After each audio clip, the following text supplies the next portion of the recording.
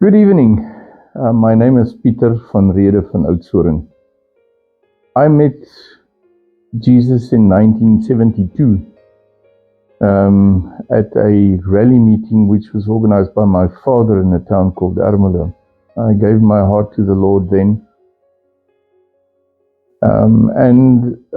We need to make it clear that this is a very informal chat that we are going to have from the confines of my home. So this is not a studio recording.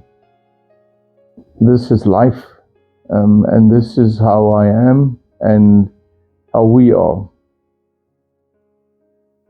After I met the Lord and I gave my heart to Him as a little boy, I promised God that I would one day be in His service. I went to go and study theology in Bloemfontein at the University of the Orange Free State later in my life. The studies did not turn out the way that I wanted. And it so happened that I then, instead of being a minister of religion, I became a lawyer. I felt that it was still working with people. I still had the opportunity of spreading the gospel. I still had the opportunity of meeting many people in different places. And if you are a lawyer, it doesn't matter what kind of lawyer you are, you always meet a person who needs help, somebody that is in dire straits or is on the wrong side of the law, and then is most probably on the wrong side of life in general. I became a wealthy man, and even though I was then hailed as a so-called rainmaker, somebody that was capable of generating funds that could go into the kingdom work,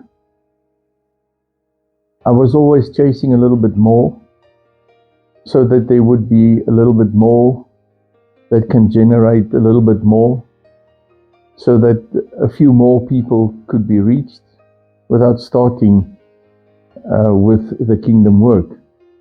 I was always still busy making a little bit more money so that the kingdom work could start. And then one day, God had enough, and He brought me to a standstill. I discovered that it was almost impossible for me to drill a hole in a brick wall. And when we brought a young guy from the TV installation agency, he was about half my size, and he could drill 4 holes into a wall at the same speed it took me to drill 1 hole. And he used my tools and my drill bit. So it had nothing to do with the tools and that he had better equipment than I did. I discovered that my torso started cramping. My arms became heavy. I had to stop alongside the road many a time to stretch because I had cramps in my intercostal muscles between my ribs, and stretched that out. I was even one day approached by a policeman, a traffic policeman, because I stopped at the side of a highway, which in my country, South Africa, is an absolute no-no, except if you have an emergency. And when I visited the doctors, and after 78 days of tests, ruling out this, ruling out that, I was called to the neurologist's office together with my ex-wife, And the diagnosis was that I had amyotrophic lateral sclerosis, or as it is well known in America and Europe as ALS. I was given 2 to 5 years. And in the beginning I thought, I don't feel sick. There is nothing really wrong with me. I was warned that the deterioration is at the accelerating point.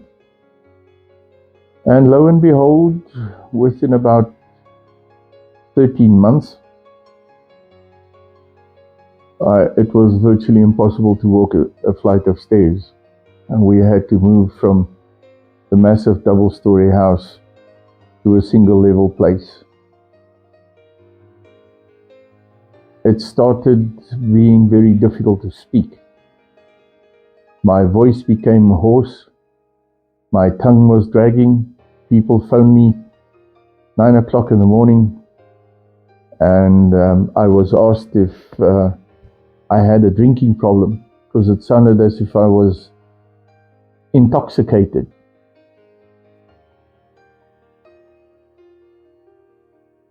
I spent more and more time in and on the bed. I became tired very easily. Found that very quickly I could not really eat well without choking. And it got to a point where I could not be heard in court well enough anymore to be able to perform the job that I was trained for.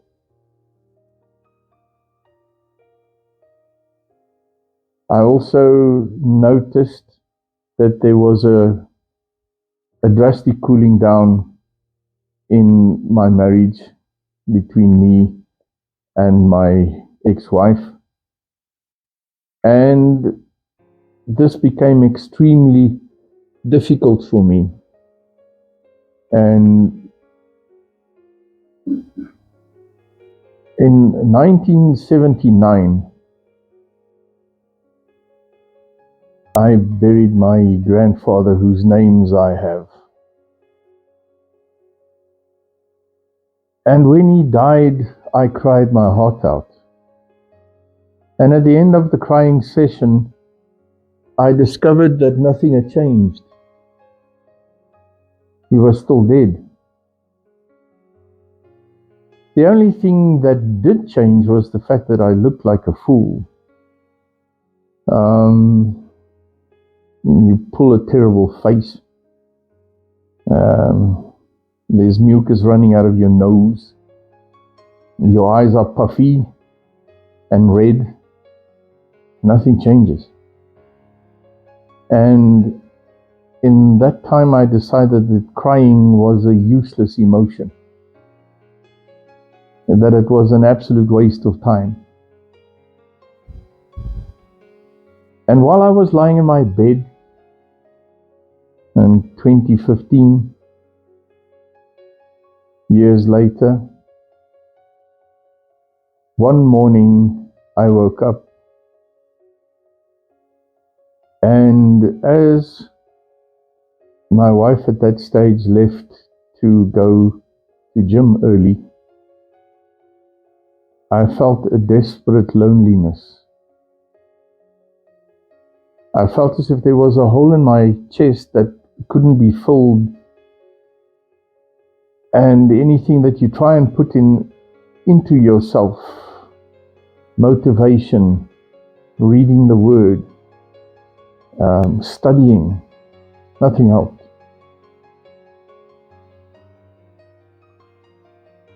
But that morning I broke down and I started crying.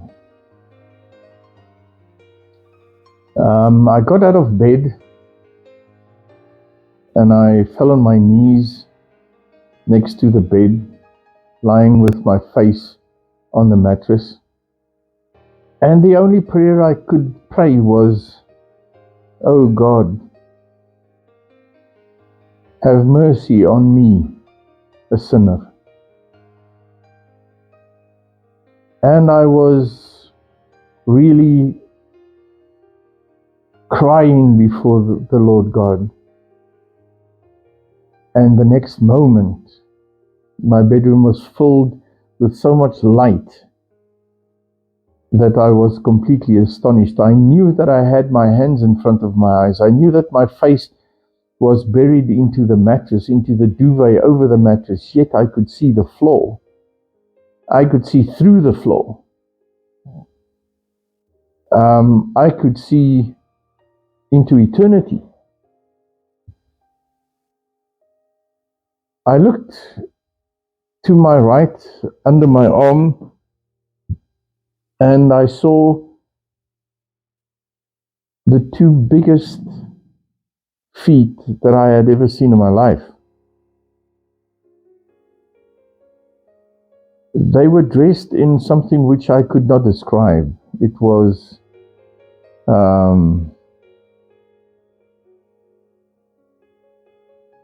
as if it was leather patent shoes, but made out of woven lightning. They were massive.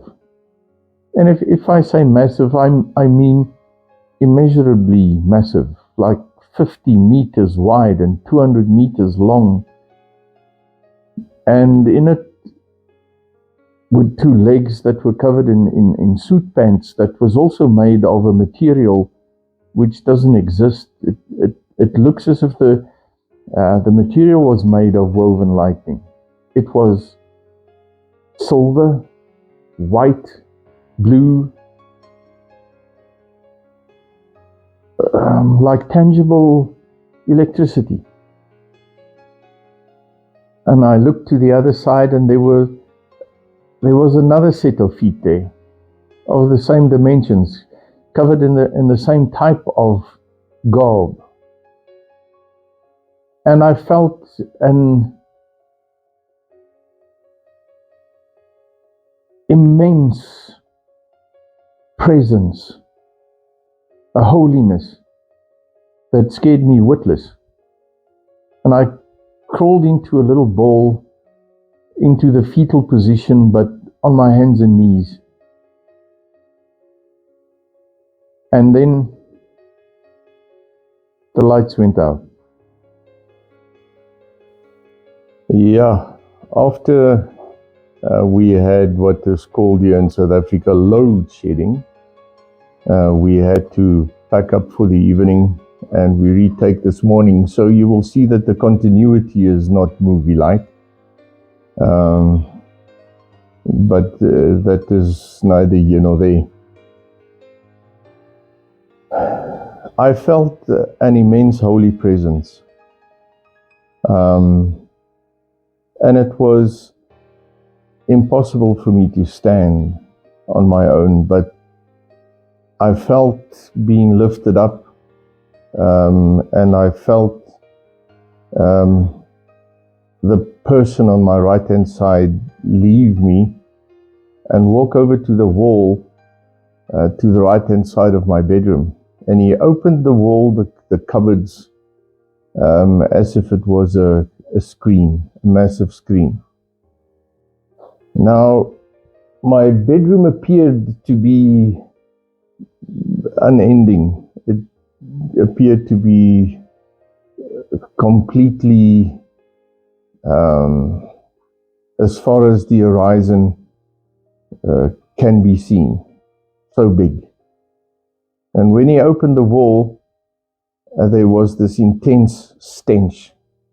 There was an intense heat. There was a screaming that pierced my soul. It is as if every bone in my body was filled with fear, but not a holy fear. Fear. I looked towards the open wall, and I could look into hell, and there I saw people that I knew. Some people I didn't even know were dead, but they were in hell. And I cannot describe to you what I saw. These people did not know that there were other people around them. They did not know anything except the pain. And they kept on screaming, "Why didn't you tell me? Why didn't you tell me?" They were trying to climb out of the fire. The fire was like liquid that was everywhere. It was impossible to get out of it. It was impossible to get onto the black crusts that were seemingly floating on the sea of fire. They were terrified. They were in intense pain. They were absolutely lost.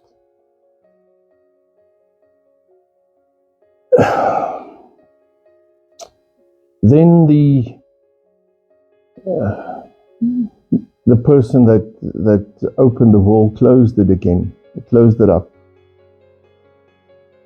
And they looked at me and they said the following. They said that they were sent from heaven to come and educate me in the ways of the Lord. They said that this hell will be full of people that we know if we do not have the backbone, the conviction, the knowledge, the love for their souls in the same fashion as Jesus have.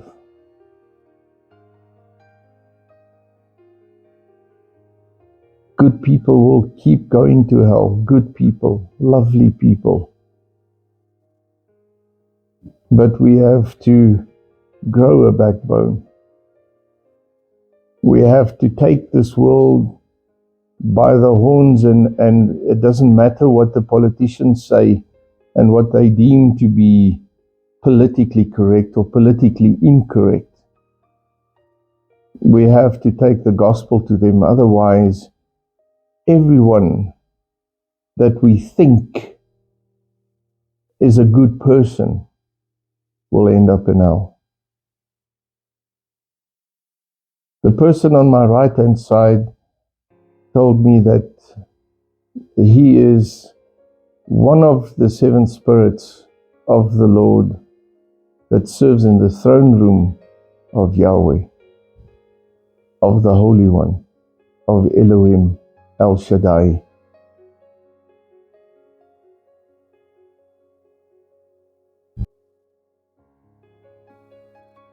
And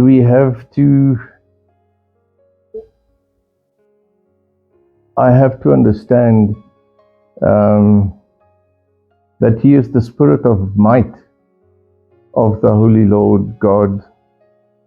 And in him, in the might of God, we will find victory. Victory over personal sin, victory over anything that we need to conquer in our lives. That is the might of God. It is that which will deem anything that we might experience as impossible to be of null and no consequence, because victory is with us in the might of the Lord. The other person said to me that he was the spirit of knowledge, and that he is there to impart knowledge of the word, knowledge of the ways of the Father. And that they and the other envoys that will be meeting up with me for 777 lessons that will happen in short succession to each other will educate me over and above the academic qualifications, over and above the university qualifications, over and above the dogma and the liturgy and the teachings that we have and I have experienced over 56 years, 55 years at that stage, and replace it with truth. Now I've already had people say to me, remember, the Word of God says, even if an angel comes from heaven and teaches you a different gospel, let him be accursed. I can guarantee you, ladies and gentlemen, this is not a different gospel. This is not a different word. These teachings come directly from the Word. It opens up the Word. It explains the Word in fashions and manners that I had never even dreamt could be possible. Verses in the Bible that I have read hundreds, thousands of times is all of a sudden explained from the view of the throne room, not from a pulpit, not from understanding, not from a dictionary, not from a thesaurus, not by trying to translate it from Aramaic, from Koine Greek, from Hebrew. Nothing that is written and that is academically been compiled has any bearing as the slightest bit of revelation.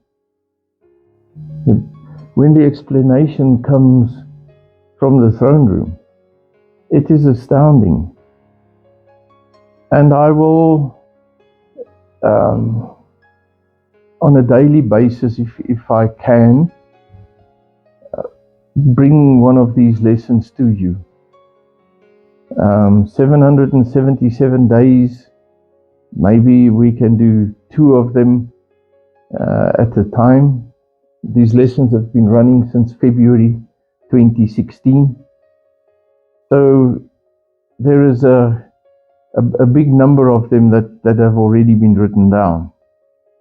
Some of them have gotten lost with a laptop that was broken. But we have retrieved the hard drives of it, and we will get the hard drives, the information contained on it transferred.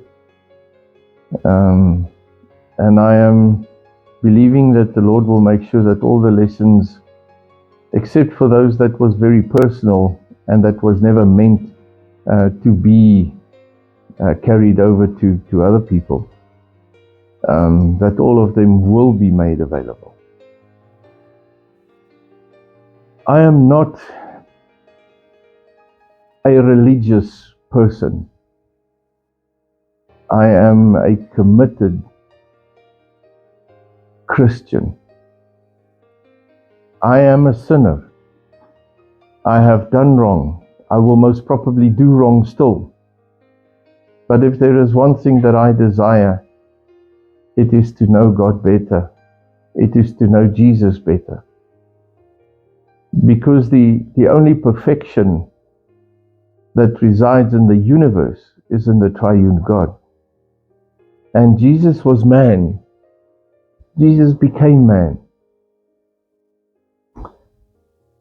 I'm quickly going to make a breakdown of certain things that will be prevalent in the lessons to come. When the envoys decide to open my spiritual eyes so that I can see in the spiritual realm, I see humans in different forms and shapes. I see those who are not washed by the blood, very much like the people that you see in zombie horror movies, emaciated, blue, green, grey, skin and bone, just skin over skeletons. And the scary thing is that so many of them are in the churches, in big churches, in churches where praise and worship is sent worldwide, in congregations where you think that everybody in this congregation has been baptized, everybody in this congregation sometime must have prayed the sinner's prayer. And they are skeletons. They are lost. They are not going to heaven. And it doesn't matter how much gold and silver and diamonds they hung around their necks, they still stink.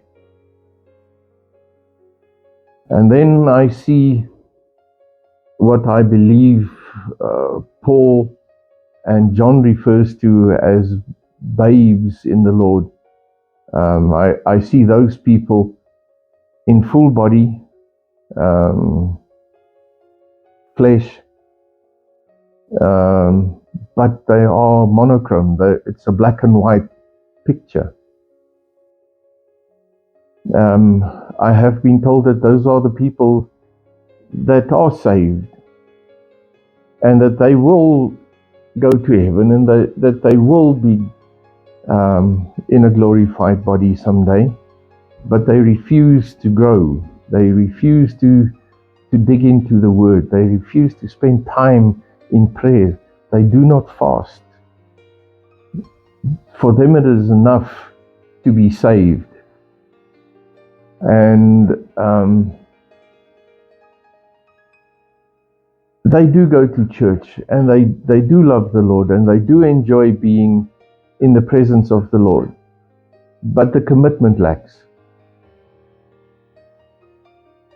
And for every 400, 500 monochrome people, maybe less, maybe more, there is one person that is in full color. And normally, everybody that is not in full color has better dress, more jewelry hanging around them, better suits. And those that are in full color are simple.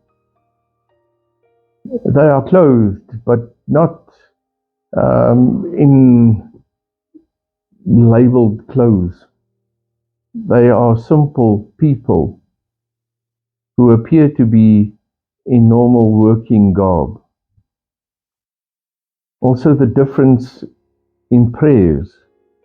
I have seen people that pray where the words that come out of their mouth turns into charcoal-like substances. It falls on the floor and it shatters, and it does not even leave dust. I have seen people that pray and it is not connected to whether they are skeletons or monochrome or full color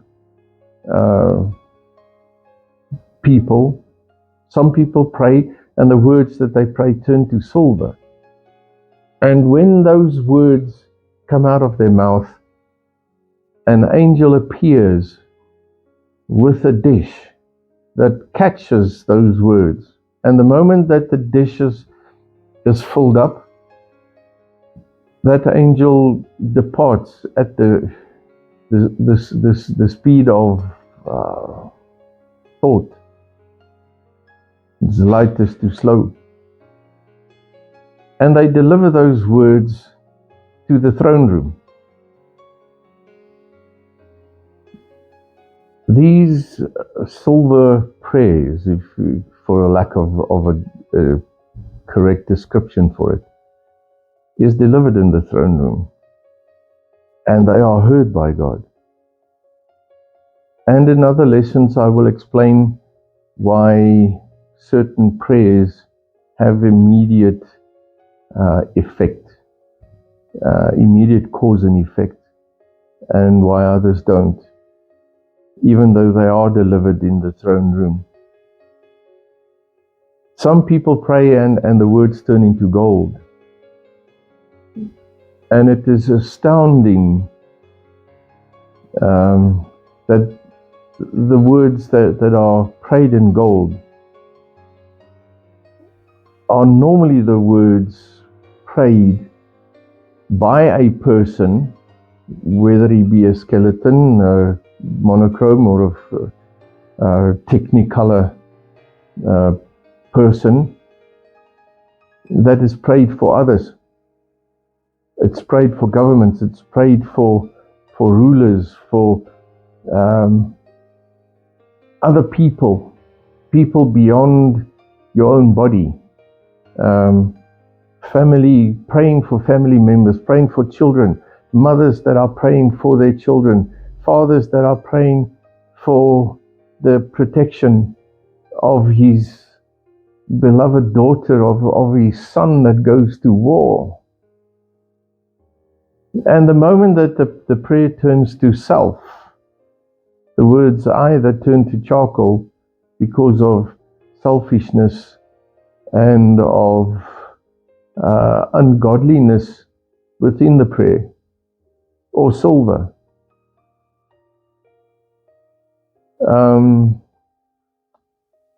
And the last thing that I need to explain is that there are certain colors that are prevalent throughout the universe and throughout the heavens. And there will be a lesson that will explain all the colors that I have seen, and some of the explanations of what colors are and what they represent, which people might have deduced from the Bible or from other sources which I don't know, differed vastly from what I have been told that they represent.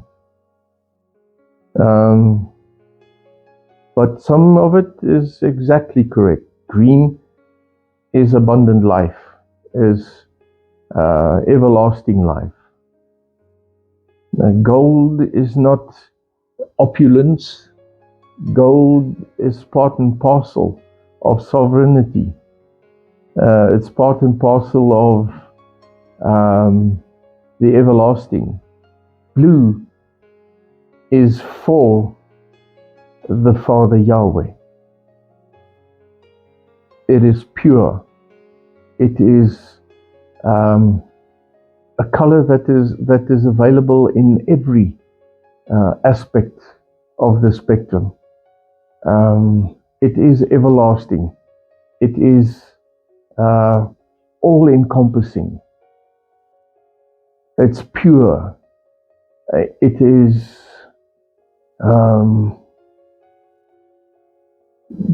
we say that it depicts cold, but you do not know how warm blue is when it is in the presence of Father. Yeah, so are there many other colors. I have been taken to heaven a number of times. If I remember correctly, it is approximately 11 times already that I've had lessons in heaven.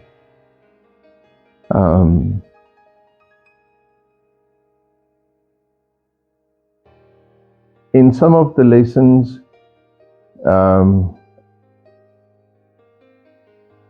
the words that I'm told to write down is directly from the Bible, even though it is told in a lesson type of way, in a lecture type of way. And once you feed those words into any search engine on the computer, It tells you exactly where it is in the Bible. Sometimes I read it and I think, wow, I've heard this before, or this is written in a style that seems familiar. And if you then type that into a search engine, it will take you to a scripture in the Bible. To everybody that is listening to this, I want you to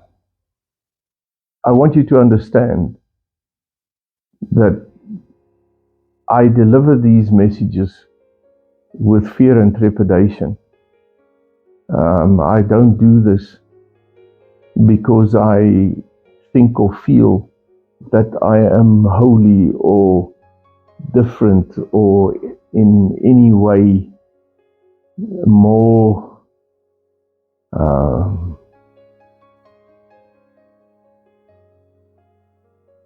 chosen than anyone else.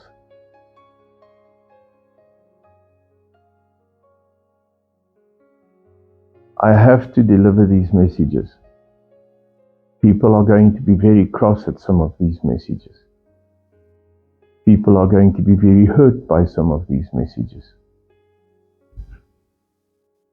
People are going to be confused by some of these messages because it is directly against what they have believed for years, what they have heard from their pulpits.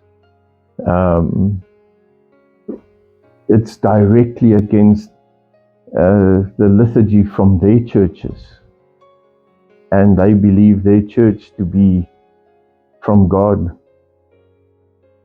There are people that will discover that in certain churches the God of heaven is not present and never will be.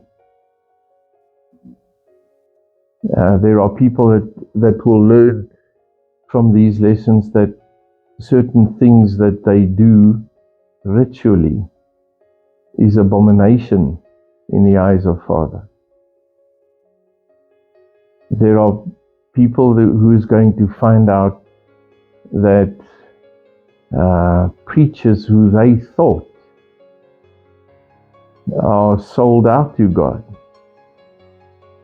will be exposed to be people who are running businesses only, and they don't even believe in God.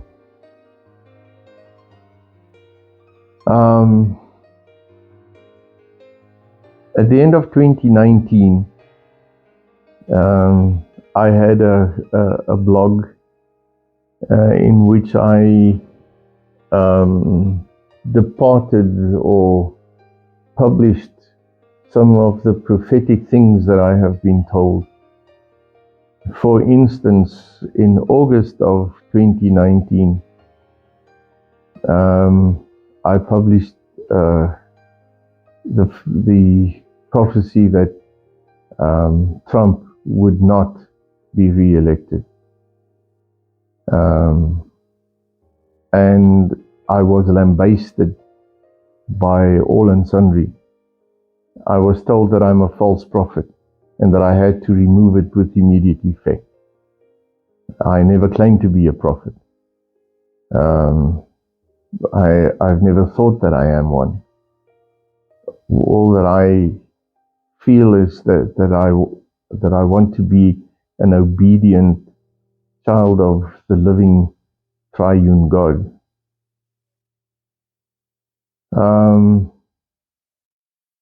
There were approximately 54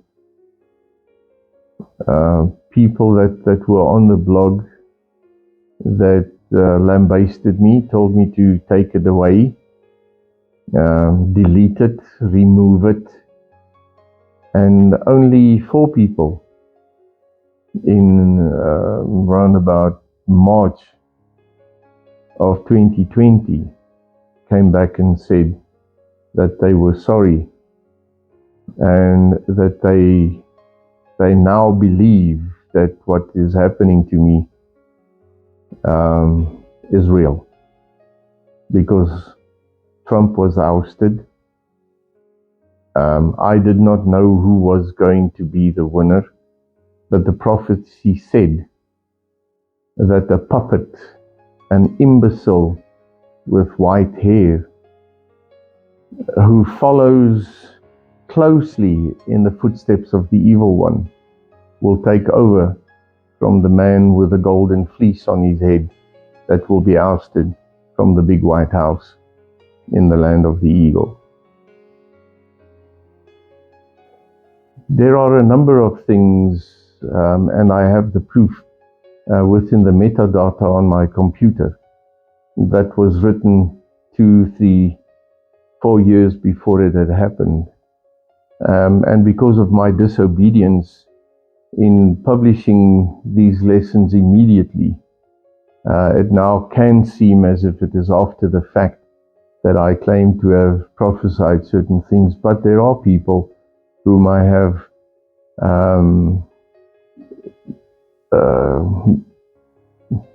informed about these things before it had happened. And because of the fact that we are nearing one of the bigger event horizons in the expectations prophetically, I now have to publish these things with haste, so that the truth in what is being said can be measured by whomever is listening to it. I thank you for watching this far. We will be starting with the lessons from tomorrow, and we will try and publish 1 or 2 of these lessons per day, depending on how many of the lessons we will be able to record over weekends and in late afternoons. In the meantime, I do have to work in order to keep my family afloat.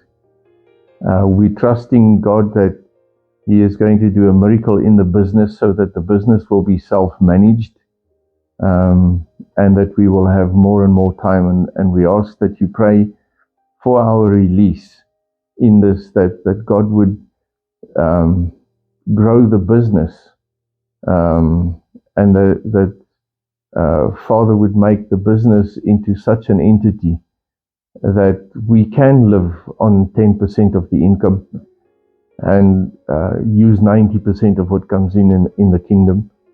The business is of such a structure that it can run itself, and that my input would be minimal. I would only have to deal with the business really on a Monday morning and a Friday afternoon, if it runs the way that it should.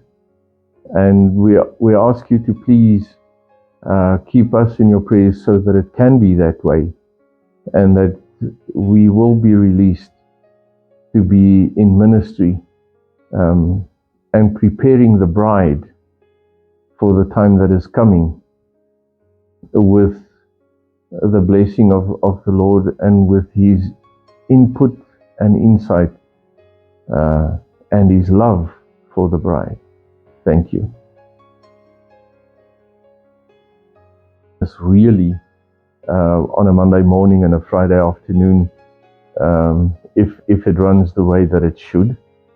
And we ask you to please keep us in your prayers, so that it can be that way, and that we will be released to be in ministry and preparing the bride for the time that is coming, with the blessing of the Lord and with His input and insight and His love for the bride.